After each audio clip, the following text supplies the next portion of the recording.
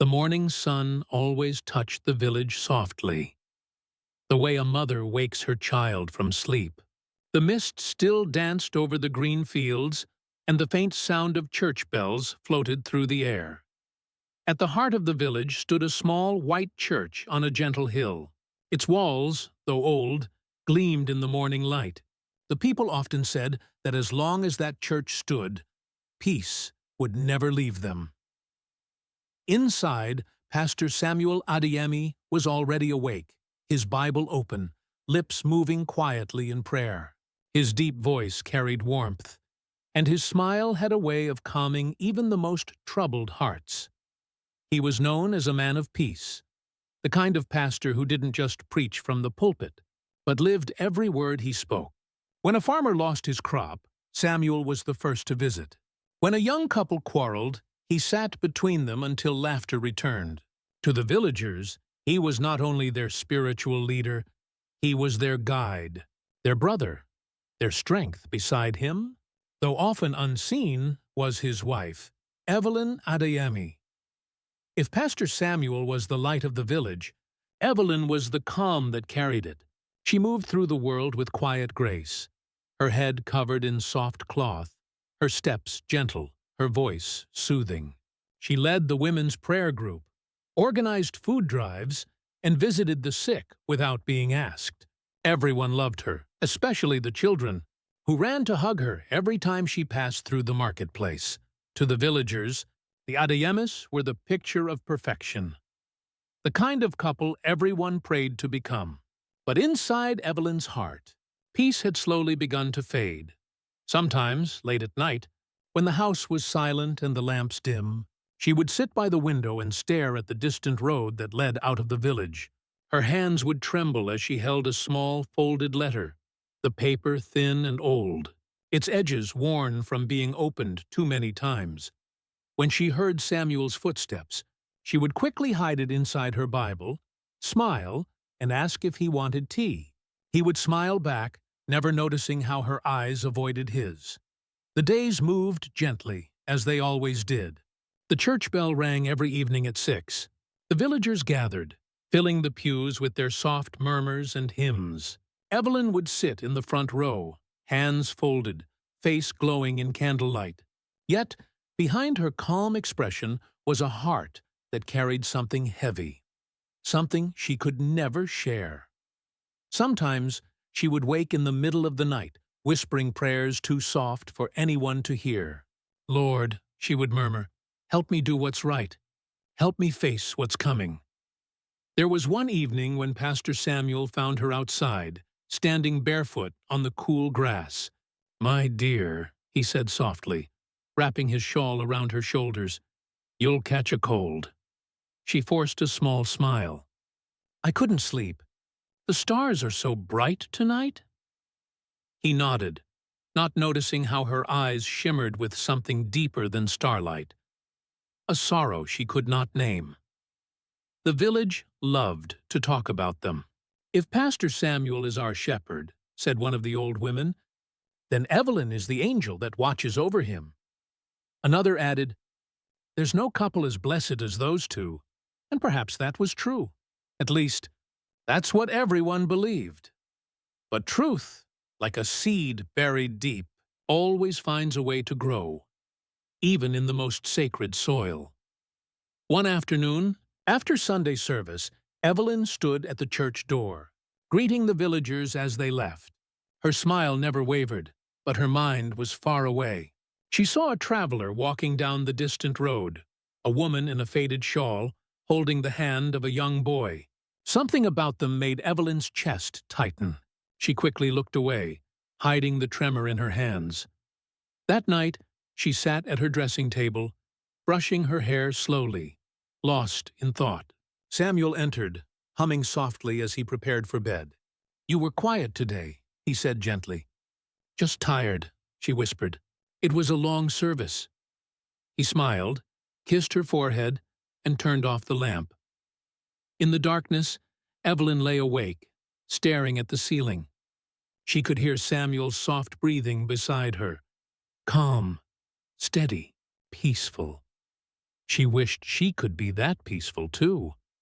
When the first light of dawn crept through the curtains, she rose quietly, wrapped her shawl around her shoulders, and walked to the window. The road stretched beyond the trees, golden under the morning sun. Somewhere out there, she knew, her past still waited, patient, unforgotten. Her lips trembled as she whispered to the empty air, "It's almost time," and for the first time, even the birds outside seemed to fall silent, as if they too could sense that something hidden, something sacred, was about to surface in the peaceful village of Adderwale. Morning came quietly to the village, the way secrets slip into a heart without warning.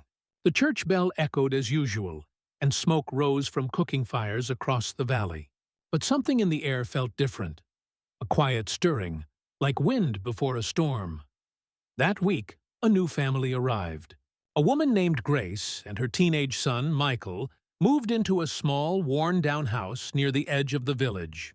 Grace said she came from the city, looking for peace and work.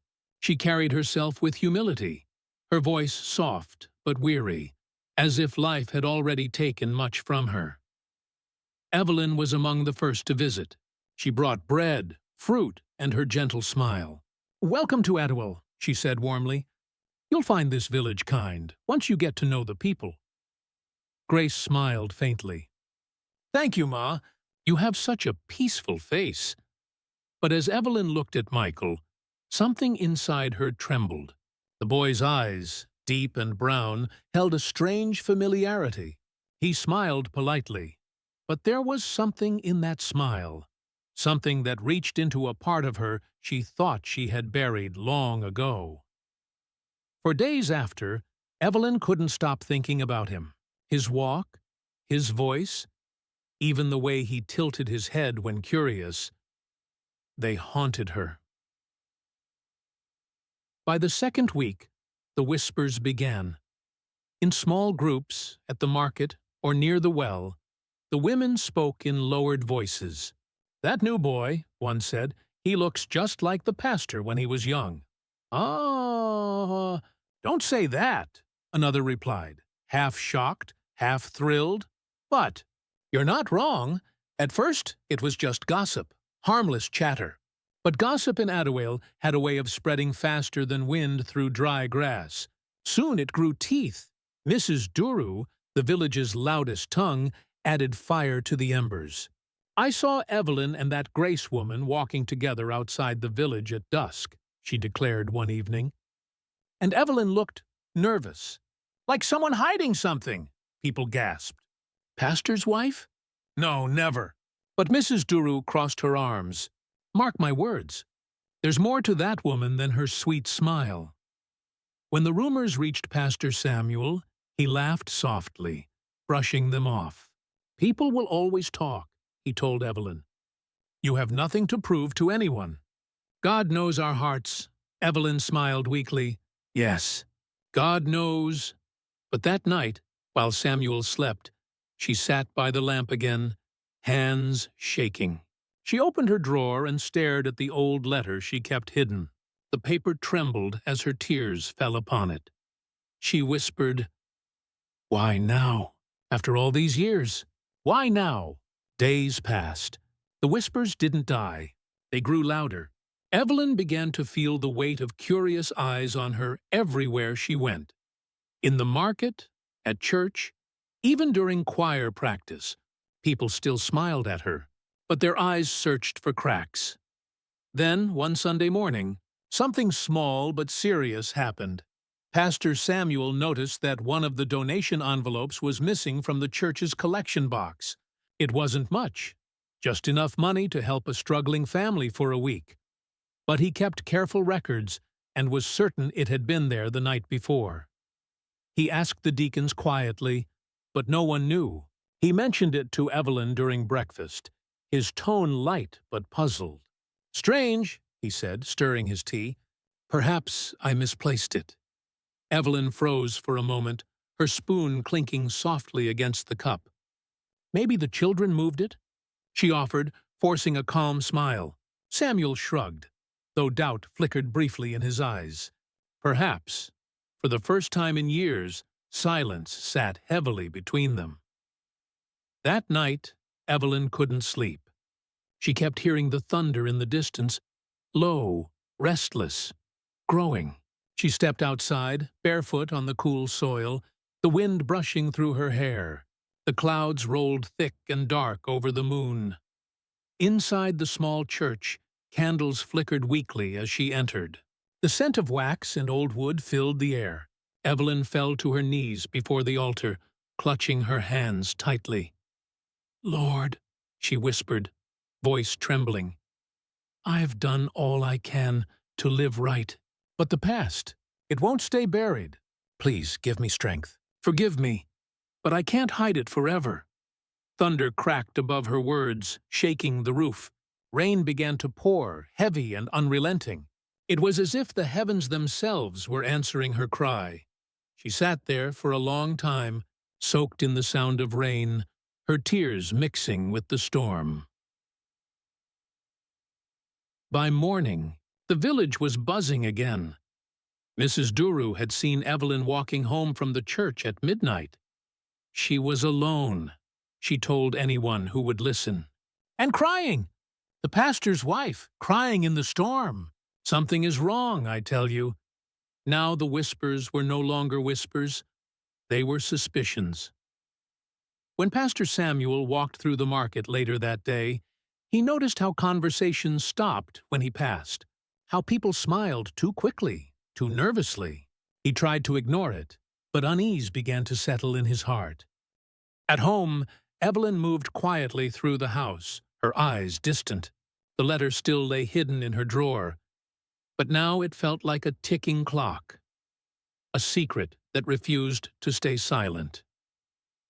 That night, when she looked out her window again, the road glistened under the fading rain. Somewhere beyond that road, she knew, waited the truth she had long feared, and the faces that would bring it home. She pressed her hand against the cold glass, her reflection trembling in the window light. "Please, Lord," she whispered, voice breaking. "Not yet. Just a little more time." Outside, the last drops of rain fell from the roof like tiny echoes of her plea, a quiet warning that the storm had only just begun. The nights in Adawale village were rarely silent anymore. Every sound, the wind through the trees, the echo of the church bell, even the creak of Evelyn's window, seemed to whisper reminders of what she was running from. For weeks, Evelyn had tried to ignore the feeling that her past was walking closer each day. But now, after seeing Grace and Michael in the village square that morning, the boys' smile so painfully familiar, she knew the truth could not stay hidden much longer. That evening, she stood before her mirror, touching the lines at the corners of her eyes. They weren't from age alone. They were carved by years of carrying a secret that had no grave deep enough. Her heart was heavy with memories, memories that began long before she ever became the pastor's wife. Flashback. The city. Years ago, Evelyn had once been a young nurse in Lagos, full of dreams and light. The hospital where she worked was busy but full of purpose. That was where she met David, a tall, passionate journalist with sharp eyes and a voice that carried conviction. He used to come to the hospital to interview doctors about the corruption in the health system. He was bold, fearless, and kind. And Evelyn found herself drawn to him, even though she knew his work was dangerous. He often said, "If we don't tell the truth, Evelyn, who will?" And she would laugh, teasing him for being too serious. But she loved that about him. His courage made her feel safe. They would walk by the lagoon after work, talking about a future, a little house, a garden, maybe a child. But that dream ended the night the protests broke out. David went to cover the story, even after she begged him not to. That was the last time she saw him. Days later, soldiers came with news. David had disappeared during the chaos. His name was listed, among the dead. Evelyn remembered that moment vividly, standing in her small apartment, holding her stomach, whispering, "David, you'll never meet your child." She was only 24, alone, pregnant, terrified. The city was filled with unrest, and whispers followed unwed mothers like a curse. Her parents had died years before, and there was no one to turn to. So she packed a small bag and boarded a bus heading anywhere far from the noise, far from the memories. But the road to escape was cruel. Her body weak, her heart broken, she collapsed near the countryside where fate had already written a new chapter for her. That was where Pastor Samuel Adeyemi found her. He had just been posted to the small village church, a man of faith but still young with a gentle heart. When he saw her lying by the roadside, he carried her to the parsonage and nursed her until she could stand again. She told him little about her past, only that she had lost someone and had nowhere to go. He never pressed for more. To him, she was a soul in need of grace. Weeks later, her baby came early. Too early. Complications filled the night with cries and prayers. When she awoke the next morning, the nurse who had helped told her quietly, "The child didn't make it." Evelyn wept for days, but deep down, she knew it wasn't true. She had made a choice in the darkness of that night, one that haunted her every day since. The truth was that she hadn't lost her child. She had given him away. That night, as thunder rolled over the hills, Evelyn had begged the nurse, an older woman named Grace, to take the baby to a mission orphanage 2 towns away. "They are still looking for David's son," she whispered. "If they find him, they'll kill him too. Please, save him." Grace had hesitated, tears streaming down her face. But she agreed. She promised to raise the boy in safety until Evelyn could return for him. Evelyn never did. The years passed. The pain softened but never disappeared. Pastor Samuel proposed, seeing her as a woman of quiet strength and gentle faith. She told him her child had died. He believed her. Together, they built a life in the village, serving others, building a church, and becoming the very picture of righteousness. But Evelyn's heart never fully rested. On some nights, she would wake from dreams of a boy she had never seen grow up. In those dreams, he always called her Mama. Now, as she looked across the street and saw Grace, older but still recognizable, she knew God was not done with her story. The same Grace who had once taken her baby away had walked back into her life. With the boy beside her, that boy, Michael, was her son. Her knees weakened. Her breath caught in her throat. Every sound in the world seemed to fade. All at once, she understood why his smile hurt, why his eyes looked like David's, why she had felt a pull the moment she met him. He was hers. That night, she could not hide behind calmness anymore. She locked herself in her room, clutching the letter David had written to her before he vanished. The same letter she had read 1,000 times. "My love, if anything happens to me, promise me you'll protect our child. He is the light I leave behind." Tears blurred the words until they became nothing but ink and sorrow. She fell to her knees, whispering through sobs, "I tried, David. I tried to protect him. But how do I protect him now?" Outside, the wind howled again, pressing against the window like restless memories. In the quiet between thunderclaps, Evelyn made a silent vow. She would not run anymore. Grace and the boy had come for a reason. Maybe it was time the truth finally saw the light, no matter the cost. She wiped her tears, folded the letter carefully, and whispered to herself, "It's time to face what I buried." And as lightning flashed through the window, illuminating her trembling reflection, Evelyn knew the past she had tried to bury had already come home. Morning in Adawale village came with heavy skies. The church bell rang slowly. A dull, echoing sound that seemed to hang in the air like judgment itself. Inside the small parsonage, Evelyn stood before the mirror again, this time dressed in her soft gray church gown. Her hands trembled as she fastened the buttons. There was a hollowness in her chest, a mix of dread and relief. Last night, she had not slept. Every thought, every prayer, led to the same conclusion. The truth could no longer be hidden. For 20 years she had buried it. The lie, the silence, the grief. But now her son was here, the boy she had given up, the boy who had unknowingly walked into her life again. Today was Sunday, the day her husband, Pastor Samuel, would preach before the entire village. And today, she knew, would not end as any other Sunday had. By mid-morning, the church was filled. Wooden benches groaned under the weight of villagers. Men in pressed shirts, women in colorful wrappers, children whispering and giggling in the back rows. But today, a strange tension pulsed through the crowd. Word had spread that something unusual had happened, that the pastor's wife had been seen crying outside the parsonage, that an unfamiliar woman and a young boy had come to visit her. Whispers rippled through the congregation like wind through dry grass. Evelyn sat in the front pew, her eyes fixed on the altar, her hands clenched tightly around her Bible.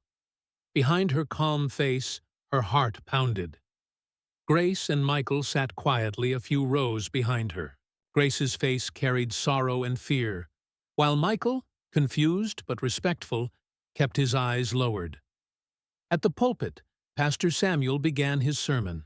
His voice, normally steady and warm, carried a subtle quiver. Today, my message is about truth, about the light that sets us free. Evelyn's breath caught. Each word he spoke felt like a knife pressing against the wall of her secret. She could no longer bear it. The truth was screaming inside her. When he paused to turn a page of scripture, Evelyn rose. The wooden bench creaked. Heads turned. Murmurs began. Pastor Samuel looked up, startled. "Evelyn?" he asked softly, lowering his Bible. She stepped toward the altar, her hands trembling, her eyes wet, but unflinching. "Please," she said quietly, her voice breaking the silence. "Let me speak." A hush fell over the church. Even the birds outside seemed to stop singing. Evelyn turned to face the congregation, faces she had known for decades, faces that had trusted her, loved her, looked up to her. "I have carried something for many years," she began, her voice unsteady but clear. "A truth I buried in shame and fear. But I can no longer stand before you all pretending to be what I am not." She looked at her husband, his brows furrowed in confusion, but his eyes softened with concern. "What are you saying, Evelyn?" he asked quietly. She took a shaky breath. "Before I came to this village, before I became your wife, I had another life. I was not the woman you met by the roadside that day. I was someone running from pain and from love." Gasps rippled through the crowd. Evelyn's eyes filled with tears as she continued. "I was in love with a man named David. He was a journalist, brave and good. We had a child together, a son, but David was killed during the protests in Lagos. I was left alone and pregnant." She stopped, pressing her trembling hands against her chest. "When I came here, I gave birth to that child.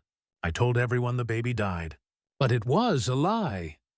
The church exploded in murmurs, confusion, disbelief, whispers like wildfire. Pastor Samuel's eyes widened. "Evelyn, what are you saying?" Her gaze shifted toward the back of the church, where Grace sat frozen, her hands gripping Michael's shoulders. Her voice dropped to a whisper that carried through the stunned silence. "I gave him away, to protect him, to save his life, and now he is here." Every head turned. Grace stood slowly, tears streaming down her cheeks. She nodded weakly, confirming the unthinkable truth. Michael looked from Grace to Evelyn, bewildered. "Mama Grace?" he whispered. What does she mean? Grace's voice trembled. She means, my son, she is your mother. For a long moment, no one moved. The air itself seemed to vanish. Michael's lips parted, but no sound came.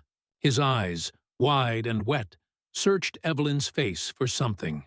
A memory, a truth, a lie. Evelyn stepped forward slowly, her voice breaking. I wanted to hold you. Every day of your life, I prayed you were safe. I watched other mothers with their sons and wondered if you laughed the same way. I thought I was protecting you, but I see now I was only protecting myself. She fell to her knees before him. I am so sorry, my child. Forgive me. The congregation was silent, some in tears, others in shock. Pastor Samuel stood frozen behind the pulpit. The woman he had built his life with, the woman who had shared his faith and dreams, was now a stranger before him. He stepped down slowly, placing a hand on Evelyn's shoulder. She flinched, expecting anger, but his voice, when it came, was heavy with grief and grace. You should have told me. I was afraid, she whispered. Afraid you'd see me as unclean, unworthy. He looked at her for a long time, then at Michael, and though pain clouded his eyes, compassion flickered there too. Truth breaks, he said softly, but it also heals. Outside, thunder rolled. Rain began to fall, pounding against the church roof like the heavens themselves had broken open. Inside, tears mingled with whispered prayers. Some villagers wept for Evelyn's courage, others for her deception. Evelyn remained on her knees, clutching the hem of her gown, her soul bare before the world. Michael approached her slowly. His hands shook. He didn't understand everything, only that the woman before him was his mother. He knelt beside her. I don't know how to feel, he whispered. But I think I've been waiting for this my whole life. Evelyn reached out, her fingers trembling as she touched his face for the first time. Truly touched it, not as a stranger's, but as a mother's. Tears streamed down both their cheeks. Around them, the church prayed softly, and for the first time in years, Evelyn felt something inside her begin to heal. As the rain poured, Pastor Samuel closed his eyes and whispered a prayer, not for himself, but for them all. Lord, the truth has shaken this house, but let it also cleanse it. Let love, not shame, be our legacy. When he looked up, Evelyn met his gaze. No words were needed. Pain, yes, but also forgiveness. Fragile, trembling, but real. Outside, the rain began to ease. And within that small church, amid tears and broken hearts, a mother and son finally found each other, and a community learned that even the righteous can carry hidden scars. Rain had washed through Adewale all night. By morning, the earth smelled of renewal, damp soil, fallen leaves, and something softer, like mercy. But within the small parsonage, the silence was heavy. It was not the silence of peace, but of hearts struggling to breathe again after being broken open. Evelyn sat by the window, her hands wrapped around a cup of untouched tea. The sky outside was gray, mirroring the fog inside her soul. The events of yesterday replayed in her mind like a slow storm. The faces of the villagers, her husband's quiet pain, her son's confused eyes. Every word she'd spoken echoed in her chest like thunder that refused to fade. For the first time in 2 decades, her secret was gone. And yet, she felt more naked, more fragile than ever before. By midday, Adewale was alive with whispers. Some spoke with admiration. Did you see how she confessed in the house of God? Such courage! Others with disdain. All these years, the pastor's wife lied to us. What else was hidden? Mothers clutched their daughters a little closer, warning them in hushed tones about shame. Men discussed it outside the market stalls, shaking their heads, their voices full of judgment and curiosity. But amidst the noise, a few voices spoke differently.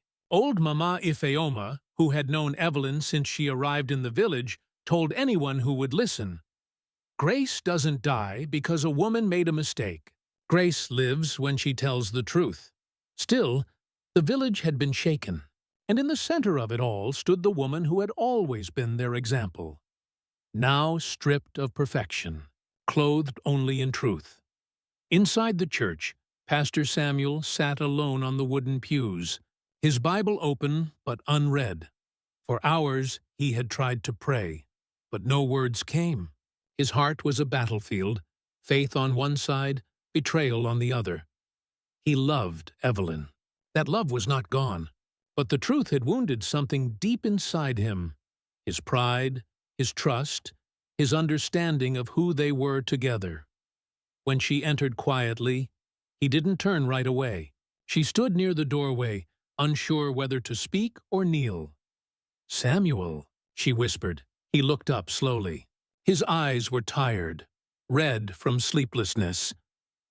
"I wanted to tell you," she began, her voice trembling. "So many times, but every time I tried, fear stopped me." He closed the Bible gently and rose. "I gave my whole life to truth, Evelyn, to teaching others not to hide from it. And all this time," he paused, swallowing hard, "all this time it was beside me, hidden in my own home." Tears rolled down her cheeks. "I understand if you can't forgive me." He studied her face for a long moment. Then softly he said, "Forgiveness is not the problem. Trust, that will take time," she nodded. "Time is all I can offer," he sighed, his expression softening. "You did what you thought was right. I can't hate you for that. But we both must learn what it means to live in truth, not just preach it." For the first time since the confession, Evelyn felt a small flame flicker in her chest, fragile, but alive. That afternoon, Evelyn went to the edge of the village, where the mango trees grew tall and wild. She had asked Grace and Michael to meet her there, away from the gossip, away from the noise. When they arrived, Evelyn's breath caught. Michael looked different now, older somehow, burdened by the weight of new truth. He stood awkwardly at first, hands buried in his pockets. Grace watched from a distance, giving them space. "I don't know what to call you," Michael said quietly. "I grew up calling her Mama, but now I know." Evelyn smiled weakly, tears glistening. "You can call me whatever you need to. I just want to know you." There was a long pause. The breeze moved through the trees like a soft hymn. Finally, he said, "You prayed for me every day?" "Every single one," she whispered. "Even when I thought I'd never see you again." He nodded slowly, his voice small. "I used to wonder why I didn't look like anyone in the orphanage. Why my eyes were darker, my skin a little lighter. I thought maybe I wasn't meant to belong anywhere, but maybe I do now." Her tears broke free, silent and unstoppable. She reached out, and this time he didn't pull away. When their hands met, the years of silence between them seemed to dissolve. Grace approached quietly, her expression full of exhaustion and love. "I kept my promise," she said gently.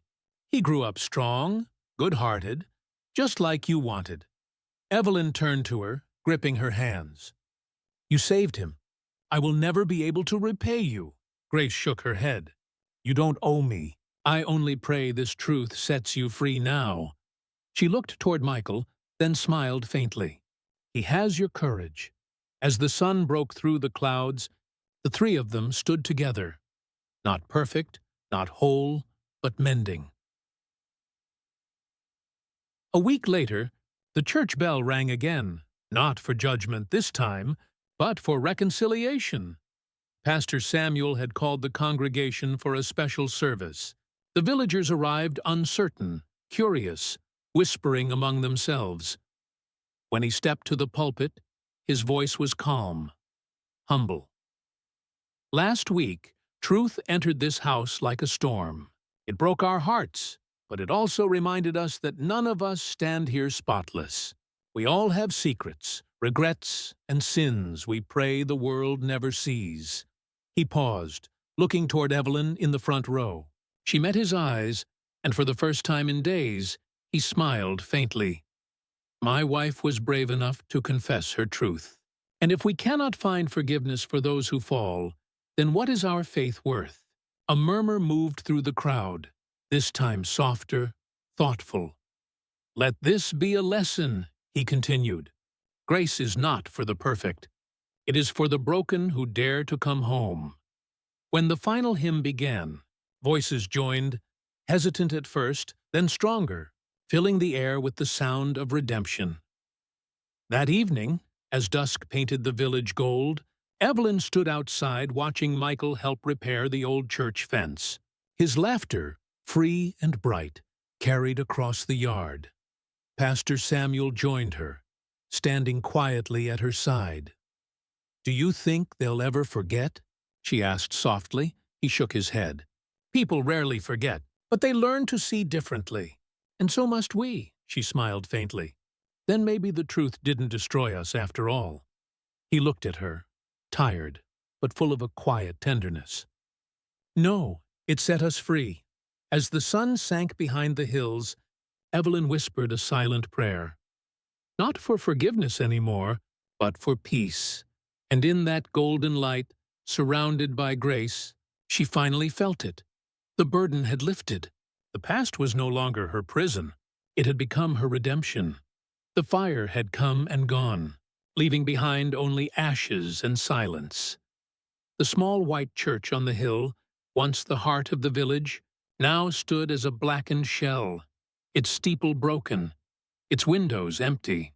Yet, even in ruin, it stood tall, like a wounded soldier who refused to fall. For 3 days after the fire, the village remained quiet. People spoke in whispers, as if afraid to disturb what had happened. But beneath that silence, something unseen was stirring. Not guilt, not shame, but a soft awakening. Inside the clinic, Evelyn Adeyemi lay pale and still, her breathing shallow but steady. She had inhaled too much smoke when she rushed into the burning church to save the communion chalice and the old family Bible. Pastor Samuel had carried her out with his own hands. His robe had been singed, his face streaked with soot. But his heart, the same heart that had once broken in anger, had felt something unexpected that night. Fear, love, and a sudden, desperate prayer that God would give him one more chance to make things right. Now, he sat by her bedside, his hands folded around hers. The doctor had said she would recover, though slowly. But Samuel didn't care how long it took. He was done rushing through grace. On the 4th morning, Evelyn stirred. Her lips moved faintly, whispering his name. "Samuel." He leaned forward quickly, tears springing to his eyes. "I'm here," he said softly. "You're safe now." Her eyes fluttered open, weak, unfocused, and then she smiled, just a little. "The church, it's gone," he said quietly. "But we'll rebuild it, together." She looked away, guilt flashing in her eyes. "I thought maybe saving the Bible would make up for—" He stopped her with a gentle squeeze of her hand. "Don't. The truth broke us, yes, but lies would have destroyed us." Her eyes filled with tears, but this time they were not from sorrow. They were from release. "Then maybe this is how grace begins." He nodded, brushing a tear from her cheek. "Not from perfection, but from what's left after the fire." Word spread quickly that Evelyn had survived, and slowly the villagers began to return, one by one, bringing flowers, food, prayers. Mama Ifeoma came first, holding a small pot of lilies. "Even burnt soil can grow beauty again," she said with a knowing smile. Others followed. Women who had once gossiped now came in quiet shame, their eyes lowered. Some brought offerings. Others simply came to sit beside her bed. silent but sincere. Even Mrs. Duru, the loudest gossip of them all, left a basket of bread by the window with a note that said, "Forgive us. We forgot you were human too." Outside the clinic, Michael and Pastor Samuel worked side by side, helping clear the burnt debris around the church. Michael's young hands were strong, determined. Samuel watched him quietly, seeing so much of Evelyn in his face, the same steady gaze, the same quiet courage. After a while, Michael spoke. "Do you hate her for not telling you?" Samuel paused, resting his shovel. "I did, for a while. But hate is a fire that burns everything, even the person holding it. I realized I could either hold on to that pain or build something new from it." Michael nodded slowly. "She thought she was protecting me." "I know," Samuel said gently. "And she did. Now it's my turn to protect both of you." For the first time, Michael smiled. It was small, unsure, but it was a beginning. Weeks passed. The villagers came together like never before. The women baked bread for the workers. The men brought wood and tools. Even the children helped carry bricks and sweep the rubble. When the new foundation was laid, Pastor Samuel held a small gathering on the hill. "This church," he said, his voice firm but tender, "is not being rebuilt because we are righteous. It is being rebuilt because we are forgiven." He looked at Evelyn, standing beside him in her simple white dress, her shawl fluttering in the wind. "For too long, we lived trying to appear perfect. But perfection was never what God asked of us. What He asked was truth."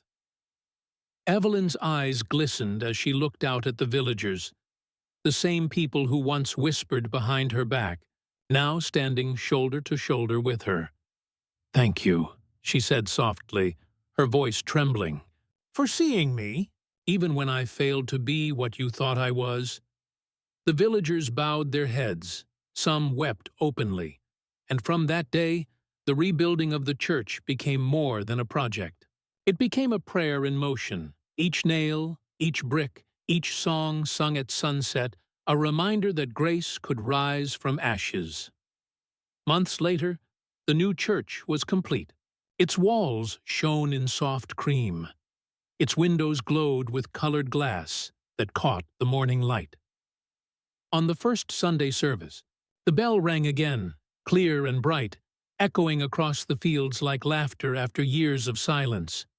Evelyn walked slowly to the altar with Michael beside her. She carried a single white candle, the same one that had survived the fire.